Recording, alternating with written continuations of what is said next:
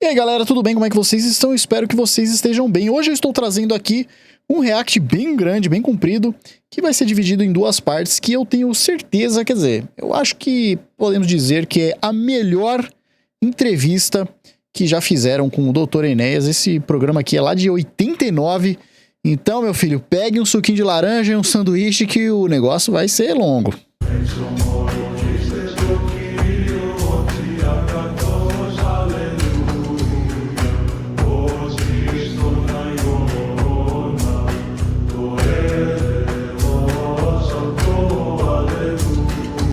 Bom, então, sem mais demora, sem mais enrolação, bora acompanhar essa entrevista aí. Bora. Meus amigos, estamos novamente pela sua Vale Cruzeiro, programa Ferreira Neto, pela sua rede Record de televisão.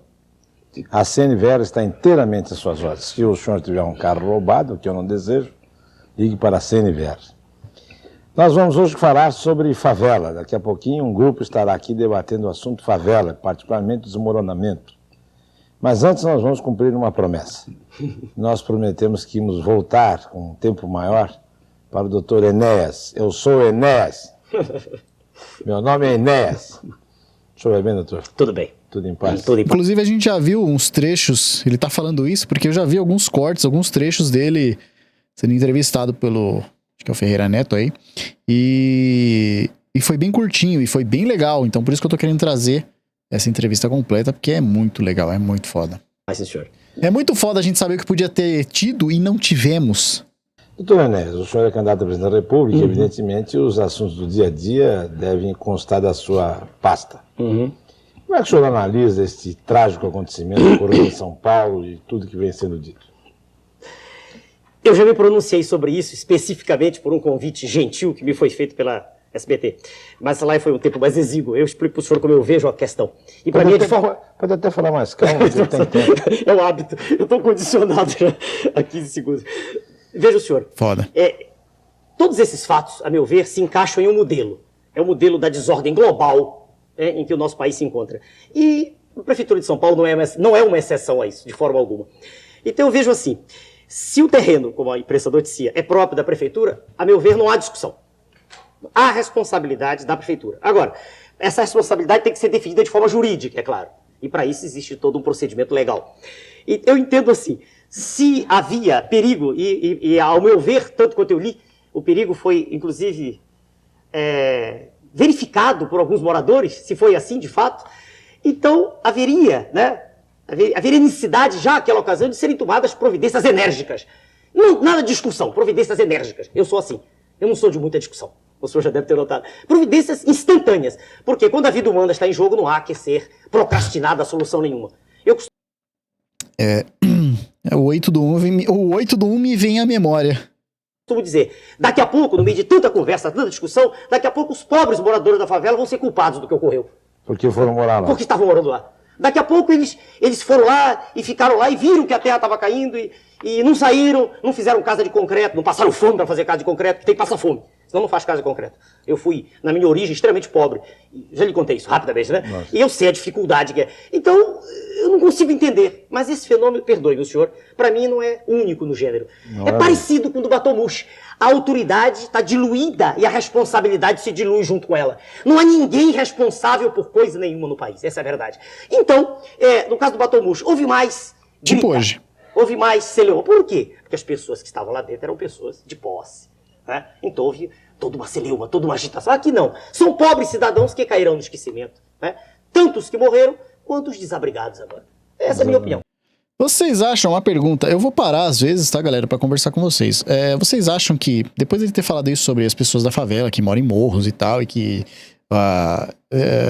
eles tecnicamente são culpados pelo Estado e pelas pessoas por terem morado lá e tal, vocês acham que hoje, num 2026 hipotético aí, entre ele e o Lula, você acha que ele ganharia o voto dos pobres? Desses mesmos pobres que ele está defendendo? Então, a meu ver, veja o senhor, eu estou dizendo assim, eu leio jornais e tanto quanto o que está escrito é verdade, há uma responsabilidade. Para mim, clara. Agora, ela precisa ser definida, mas não com uma solução protraída. e o governo seria resolvido rapidamente, lhe garanto. Né? Pois é, porque o que me preocupa também é o acirramento da luta de classes. Sem dúvida. No momento que a prefeita diz e mostra, através da televisão, no horário gratuito, edifícios de classe média, média alta, e coloca que ali o terreno valorizado, de imóveis caríssimos, etc., ela continua jogando cidadãos contra cidadãos. É evidente que ninguém está afim de desprezar ou menosprezar aquele que, infelizmente, não tem posses. Isso daí, pra vocês verem que isso daí é coisa que a esquerda já tá fazendo há muito tempo. Vocês podem prestar atenção que o que tá acontecendo hoje, o que tá desembocando hoje, o que tá desencadeando hoje, o poder que a esquerda tem hoje, vocês podem ver que lá, desde 89, desde bem antes, é um trabalho bem de formiguinha, bem devagar, vem trazendo pouco a pouco. Enquanto a direita, a todo momento, ficou pensando em eleger presidente, eleger presidente, eleger presidente, eleger presidente. Difícil. Mas não é legítimo jogar cidadão contra cidadão. O senhor me permite? Pois não. Eu não defendo essa tese do acirramento da luta de classes. Eu não gosto desse ponto de vista. Essa é a tese anacrônica, obsoleta. É Exatamente. a tese que levou à Revolução Socialista. E a experiência já do ser humano nesse planeta mostrou que a Revolução Socialista fracassou. Se, do ponto de vista teórico, o modelo é belíssimo, e eu o conheço, não aprendi lendo jornal, eu li os clássicos originais, li livros de Hegel, o precursor, antes de Engels, li livro de Engels, Dialética da Natureza, li o Anti-Juring. Se o assunto do ponto de vista teórico é belíssimo, e talvez seja a estruturação filosófica mais bela sobre a vida social no planeta, se do ponto de vista teórico é assim, na prática, infelizmente, não funcionou. Aquilo a que todos nós assistimos foi um processo de perda de sustentação política desses regimes em todo o mundo. Então eu não defendo essa tese, não, senhor. Sendo bem claro. Porque eu não tenho muito tempo, não. Eu não tenho quase tempo nenhum para dar minha mensagem. Eu defendo a propriedade privada dos bens de produção, sem dúvida. Eu deixo bem clara a posição. Eu não entendo essa posição do meio, em cima do muro, de um muro tão largo em que ninguém cai do muro. O cara parece que tá falando de hoje, velho. Não sabe mais quem é capitalista, quem é... Não, eu defendo o regime da propriedade privada dos bens de produção. Não existe socialismo moreno, não existe neocomunismo, isso é farsa. Ou ignorância específica do tema, a pessoa de quem fala. Eu conheço o assunto. Eu digo, senhor, eu defendo o regime capitalista. Só que eu não aceito dizer-se que no país existe mercado livre. Isso não existe, isso é mentira. O que existe aqui é um regime de oligopólio em que suas excelências, os grandes empresários, ditam os preços do produto. Então, eu digo ao senhor, o senhor diz assim, mas o senhor vai aceitar que o Estado interfira? Sim, eu aceito. Eu não vejo como, nesse oceano, né, de incompreensão em que nós vivemos, eu não vejo como, se nós não tivermos um pulso firme no governo, se possa chegar a algum acordo. Eu não entendo. Eu vejo um oceano, eu vejo o barco à deriva a cada instante. É assim que eu vejo. Então, eu aceito o regime capitalista, a propriedade privada dos bens de produção. Eu insisto nisso. Não estou defendendo o regime socialista, de forma nenhuma. Nem gosto do acirramento, da luta entre os indivíduos, de se mostrar a miséria de um lado e a opulência do outro. Não, não é assim. A meu ver, isso não leva a nada. Isso leva a uma revolução sanguinolenta só, é mais nada. Eu não aceito esse clima de desordem, não, senhor. O professor é do Rio de Janeiro e certamente acompanhou o acontecimento dessa semana também, em que um dos candidatos, Ronaldo Caiado, teve uma dificuldade danada ao transitar. Opa, quem? Quem? A gente acompanhou o acontecimento dessa semana também, em que um dos candidatos, Ronaldo Caiado, teve uma dificuldade danada ao transitar. Bem, eu não faria o que ele fez. Ele sabe que aquilo ali é um reduto. Vocês sabem quem é? Reconhecidamente de candidatos que se opõem às ideias dele. Eu não faria isso. Isso, a meu ver, ele pode se chamar isso de democracia, mas a meu ver é uma provocação. Eu não faço isso. Não, eu vou a um lugar quando sou convidado para tal. Agora, o senhor acha que uma via pública pode ser reservada a um determinado partido? Não é bem isso. Mas, veja, senhor, há fatos de... Há certas concepções que se impõem mais pelo fato do que pelo direito. O senhor conhece a tese. Então, aquela região é classicamente reconhecida como o reduto das pessoas que têm sua mentalidade política razoavelmente bem definida, tanto quanto se possa dizer isso. Aqui no local de trânsito, eu passo por lá também. Mas eu passo e nunca ninguém me desrespeitou. Apesar de gritarem, meu nome é Nézio, eu passo, eu não mexo com... Agora, fazer uma caminhada por ali, caminhada usando a expressão que está aí, que não é nem dicionarizada, carreata, como se usa hoje, um desfile, que seria mais um vernáculo mais legítimo, um desfile de automóveis, ou de tratores, ou de caminhões, e com um pronunciamento que é nitidamente contrário àquele que a maioria está habituada a ouvir, a meu ver, é um pouco, se não provocação, pelo menos um pouco de falta de senso, de percepção da realidade. Aliás, é isso que caracteriza a inteligência humana, a percepção do que está em torno. Entende? Agora, professor, com essa... Não estou dizendo ao senhor que eu aprovo o que foi feito, não de forma Lógico, alguma. não Eu não gosto da desordem. Eu gostaria, inclusive, que o senhor fizesse uma análise crítica de toda esta campanha sucessória. Nós estamos vendo aí o acirramento dos ânimos a cada instante.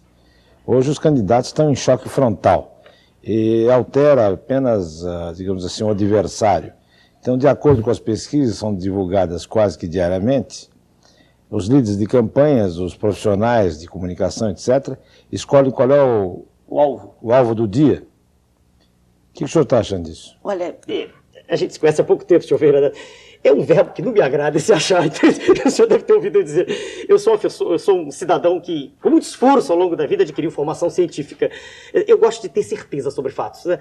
Não gosto de achar. Eu vejo isso assim, mais uma vez, como reflexo do conjunto. Se nós vivêssemos num país onde a seriedade fosse a tônica do que se faz, do que se diz... O Lula não era presidente. Estaríamos nesse ponto. O que há em toda essa provocação recíproca é falta do que dizer, a meu ver. Entende? Eu não consigo me sentir bem com isso. Emitir uma opinião é difícil. De vez em quando eu vejo o programa inteiro e me sinto constrangido. Entende?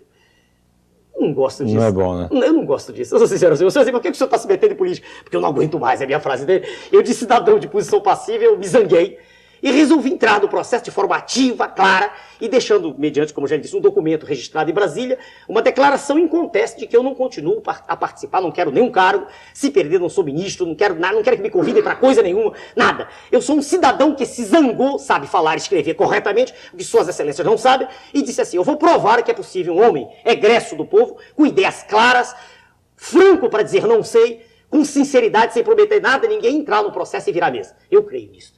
E o senhor deve ser já testemunha, no Brasil inteiro eu consegui uma coisa recorde.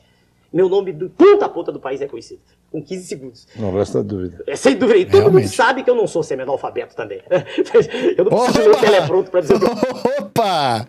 Ai! Que alfinetadinha no Lula, né? Que delícia. Pois é, na época que podia falar ainda. Eu penso.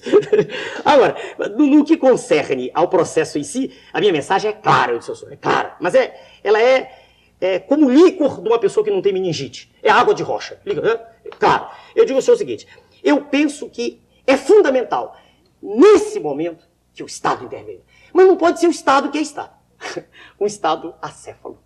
Tem que ser um Estado, veja bem, que faça uma intervenção, mas no sentido, intervenção no sentido exato, de representar a sociedade como um todo e não uma facção dela.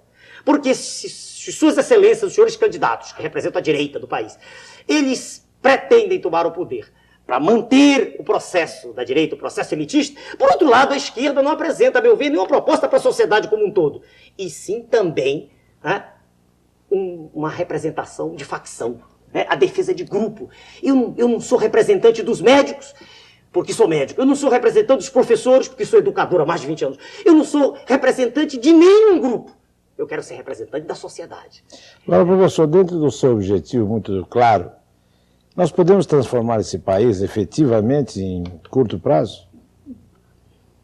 Deixa eu dizer para o senhor, eu tenho uma impressão, aqui é impressão, de vez em quando eu tenho o direito de ter uma impressão. Fruto de toda uma vida e trabalho, eu tenho a impressão que mais do que qualquer pronunciamento vale o exemplo. É aquela frase velha do velho filósofo Bergson. Mais vale andar algumas horas nas ruas de Paris do que ler dezenas de livros sobre Paris. Eu sou um homem de ação. Durante a minha vida inteira, eu tive obstáculos e os enfrentei e transpus. Então eu penso assim, senhor Ferreira Neto, se o presidente da República é um indivíduo que dá exemplo de ação firme, mesmo que seja para se desgastar, porque todo dirigente se desgasta. É impossível se desgastar. É impossível satisfazer no mesmo momento toda a população. É impossível. Ele tem que tomar posições firmes em favor da maioria. Então, se o indivíduo que está no poder é um indivíduo de ação firme, de vontade enérgica, capaz de tomar decisões, que não se curve diante de pressões, que não tem interesses escusos, eu tenho a impressão que esse exemplo contamina todo mundo. Eu tenho a impressão que isso é como um rastilho de pólvora. Eu estou usando a expressão no sentido positivo, lídimo do termo, legítimo. Eu quero dizer que é possível contaminar a população, tal como ocorreu há 2 anos, 3 anos atrás, na época do Plano Cruzado. Naquela época, o senhor sentiu aquela mobilização popular gigantesca. O senhor viu a população indo às ruas. Mas, professor, Diga. usando exatamente esse exemplo, modelo. Esse exemplo que o senhor deu, Certo. que é muito interessante, porque foi a última vez que a população Exato. foi mobilizada. O fracasso do Plano Cruzado, na minha opinião, Sim, foi muito simples de se explicar. sim. Não se fizeram inflação por decreto, Sim. por papel assinado. Posso Agora- partilhar? Só um minutinho. Ah, se eles vissem como é que tá hoje. Os caras chutando o teto mais de gasto lá pra cima. Vai mais um pouquinho, né? Pode chutar mais, que o povo tá bem de boa. Nossa. Não, eu sou Só um instantinho. Não fizeram o seu problema passivador. Não fizeram todos os elementos que determinam a inflação. Mas a inercial fizeram. Aquela que decorre da indexação progressiva, aquela que se diz, eu hoje sou o determinante do que vai ocorrer amanhã, essa fizeram. Pois é. Faltou a mudança estruturalista. Faltou se mexer na causa fundamental. Então E nisso se aí, mexeu. então aí eu completaria dizendo Isso. o seguinte, Mas uma coisa é possível, numerosas explicações foram dadas. sem dúvida. Uma delas é que a classe política não desejava Claro. que desse certo o Plano Cruzado. Ou por outra, queria tirar proveito o máximo Claro. possível. Claro. Dentro do sistema atual, o senhor acha que é capaz um homem como o senhor de governar o país? Sem dúvida. Sem dúvida. Então o senhor vai fechar o Congresso? Não. Deixa eu dizer para o senhor. Permita-me fazer uma metáfora. Uma metáfora simples. Ninguém é essencialmente bom nem essencialmente mal. É o processo de educação que faz emergir o que há de bom e faz adormecer o que há de mal. Nenhum de nós é santo. Claro que há indivíduos próximos de Tomás de Aquino. Claro que há Olha outros a próximos de época. Lúcifer. Mas Olha a época que o cara tava citando Tomás de Aquino. Aí é foda, né? é um processo educacional que nos afasta da barbárie. Veja o senhor, se, eu insisto, veja bem, o indivíduo demonstra para o Congresso que ele não quer nada para ele, nem para os seus parentes, nem para os seus amigos, que aquilo que ele dizia em toda a sua plataforma é verdade. Pouco a pouco o Congresso se contamina, porque o Congresso não é feito de patifes. Eu nunca disse isso. Eu digo sim, que o modelo que aí está não permite que nada de bom venha à tona. O indivíduo chega ao poder comprometido, eivado, mergulhado num lodaçal, num pântano. Ele não consegue colocar a cabeça para cima. Então, por melhores que sejam as intenções, e há homens íntegros aí, ele não consegue fazer nada. Deixe-me dizer-lhe, o Congresso é formado de deputados e senadores que querem ser reeleitos, um ano depois da reeleição. As minhas mensagens serão claríssimas, mas meridianas. E eu não acredito que o Congresso, em sua maioria, esteja contra isso. Não acredito. Sabe? Porque aí eles estarão demonstrando de público para o povo que os elegeu que eles não querem bem do povo. Mas o senhor acaba de dizer que não se faz omelete sem quebrar ovos. É mais ou menos isso. Então, na medida que o senhor contrariar alguém, alguém estará contrariado e, portanto, terá um defensor. Sem dúvida. Mas, eu insisto, o Congresso é feito de 500 a 700, um número enorme, centenas, né?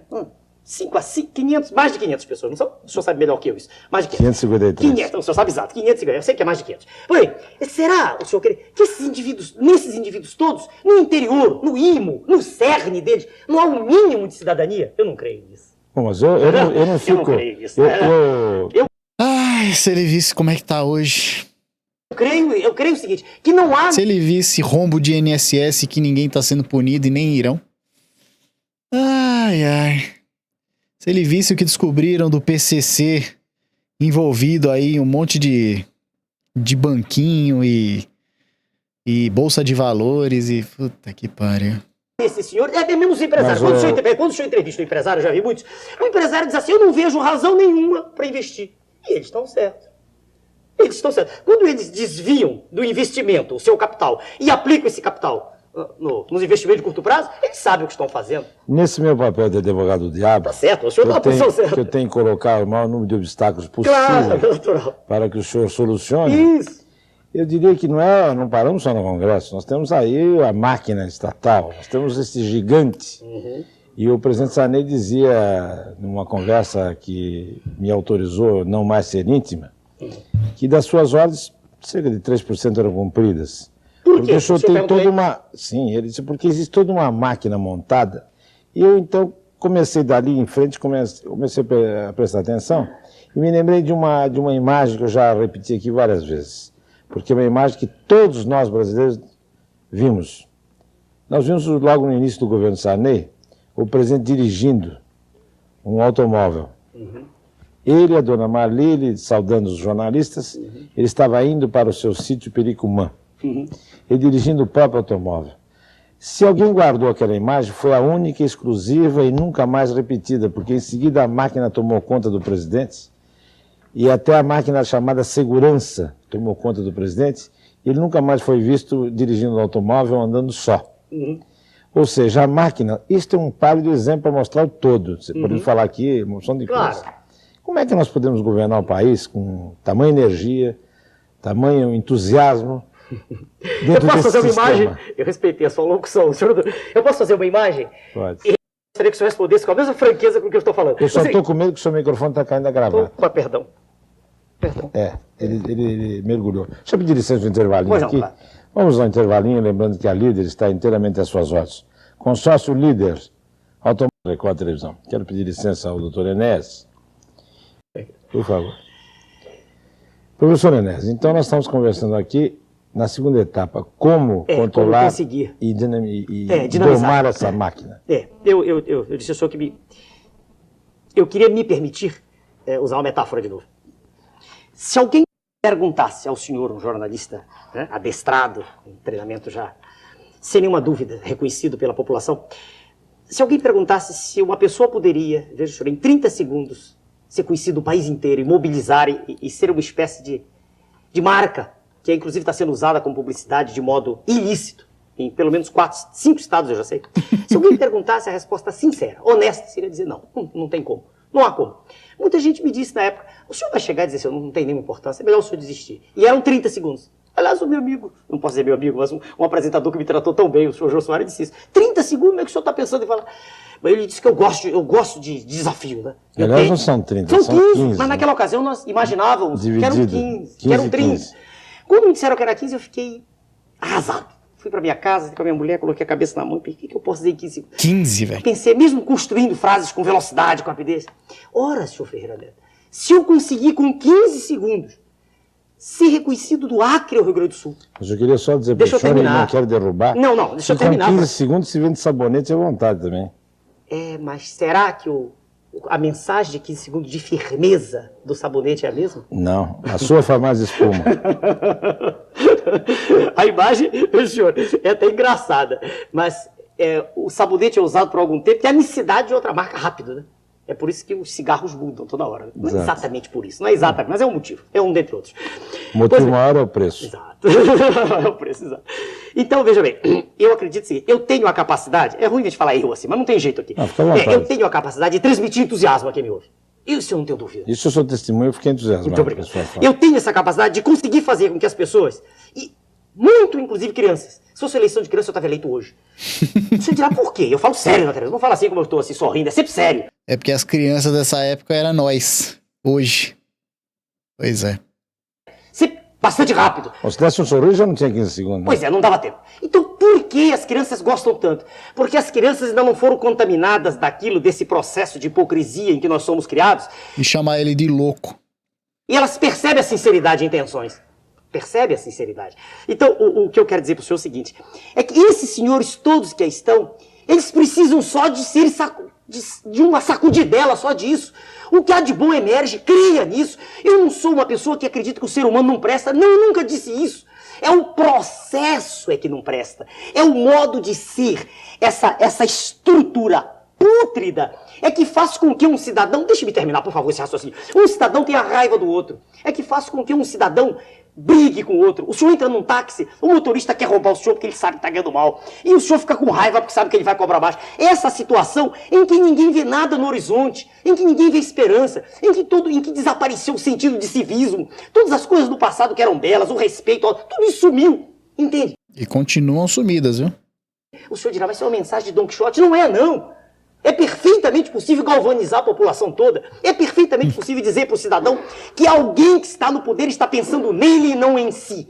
E que essa pessoa que está no poder não é polivalente de forma alguma. Não vai... O senhor quer ver casa própria, um exemplo? O que foi que fez o Plano Nacional de Habitação, o senhor sabe melhor que eu, durante 25 anos, usando FGTS? Nada. Construiu menos de 5 milhões de residências em 25 anos. E há quem queira de novo os FGTS, isso é um absurdo. O senhor vai dizer, e há planos bons? Há. Não sou eu que tenho, não. É só olhar. Folha de São Paulo, Jornal da Sua Terra, que é Jornal Nacional. Há poucos dias publicou uma reportagem belíssima, citando um programa, citando apenas a síntese de um jornalista, senhor Adriano, não sei de que, Adriano Branco.